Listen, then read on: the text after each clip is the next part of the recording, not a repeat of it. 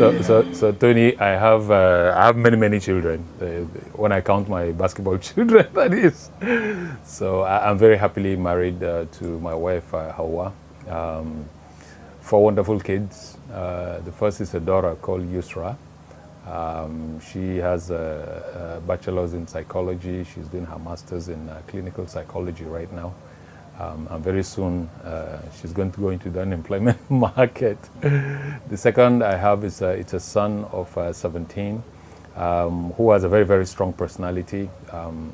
You can say, you know, a vulture doesn't give birth to a dove, right? Yeah.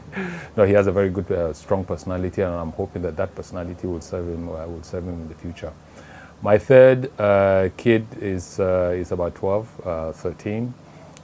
He's in secondary school. So we're all here, by the way. We're all in Nigeria. He's in secondary school. Again, he is somebody who is looking at examples that I set, examples that his brother set, and he's taking the best of them. So I'm quite happy with the way the young man is managing his life in a way. And then the last child I have is a daughter of 8, Tufaila. That's, you know, she's the angel of the house, of course. You know, I sometimes feel that I've started getting my coaching as a grandparent when I deal with her. It's obvious that if anybody wants anybody in the house, she's the person to come and sit on daddy's lap, and I can't say no. So I have a very wonderful family. I'm quite happy, very contented, and I thank God for that. For Hawa, and again, I think I'm a very lucky person to be married to such a wonderful wife. She has supported me in everything and anything I do. Everything and anything I do. To the extent that she has personally suffered and sacrificed for these sojourns, I would say, or my foray, my adventures in oil and gas and in sports and the private things that I do. She has been most supportive, and I term myself as one of the luckiest husbands on earth.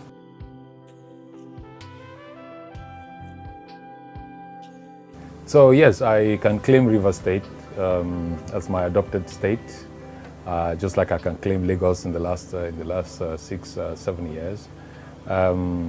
I am from Borno State, so I'm from an enclave of a tribe called Babur, and the capital is Biu. That's the capital of the emirate, and I'm quite proud of that, simply because our tradition, our culture of the Bura people is such that it puts a lot of value on communal living. I'm the first son of 30 kids that my dad had. So it's a whole clan, it's a whole village, and that's part of the responsibility that formatted my life.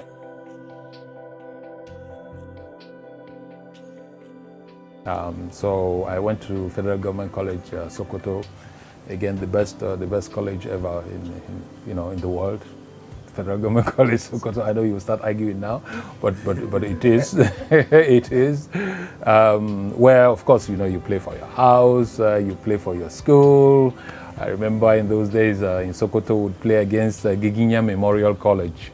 Now it's not Giginya, I think it's almost the university now or something like that. So one had a very first feel of it.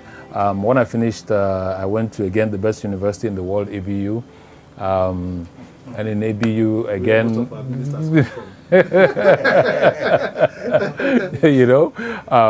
and there again, I had the honor of being coached by people like Jonathan Chagu, by Oliver Johnson, OBJ. You hear OBJ, and the likes of them. So I was in the university team for as long as I was in the university. That's from the early 80s to 1985 when I served. I also had the great privilege of leading the team in a way for I think 2 years, where I made and met a lot of my present colleagues, that you see me discussing with sometimes about basketball. Of course, we throw back to the old times. Nationally, so I went for the World Universities Games in Romania. I represented. I was part of the team.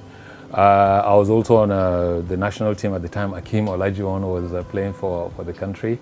Him and I actually we share a continental medal that we won in Angola.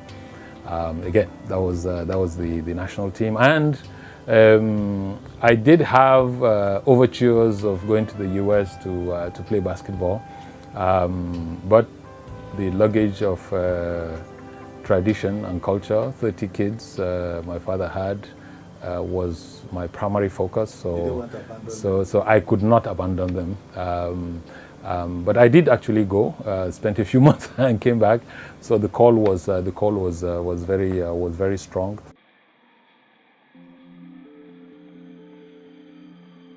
I put it in a way that was not telling the whole story. When I tell you about kids, for me, my fundamental drive in being president of NBBF is actually to take basketball to each and every doorstep that I can in the country.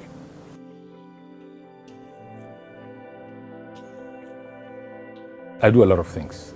So I have a basketball stand just outside. So sometimes. Welcome to the game of basketball. So that's what welcomes me every day. And sometimes I would get back home late. I will then enter the house much later. Mind you, I'll just take off my tie, take off my jacket, and then I start taking a few shots and that. I swim a lot too. Because for me that's one of the exercises that you can do, whether it's raining, whether it's hot, and whatever it is. So I do quite some swimming.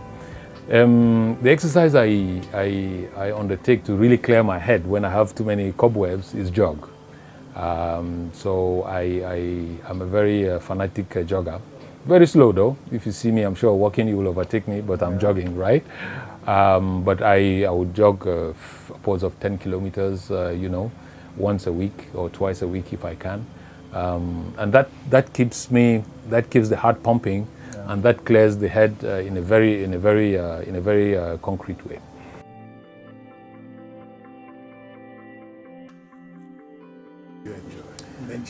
I'm a very bushman when it comes to my food. So before I declare anywhere I go to in this world, and my friends know that the first thing I look for is where is a Nigerian restaurant. Wow. So I'm not into pizza, I'm not into all this. I'm a hardcore tuwo swallow. I'm a swallow addict. So anything swallow, of course, in the north is tuwo. Here is amala, gari, and all that, and the various soups. So I'm totally local when it comes to food. Local food is my best. I can eat it 3 times a day.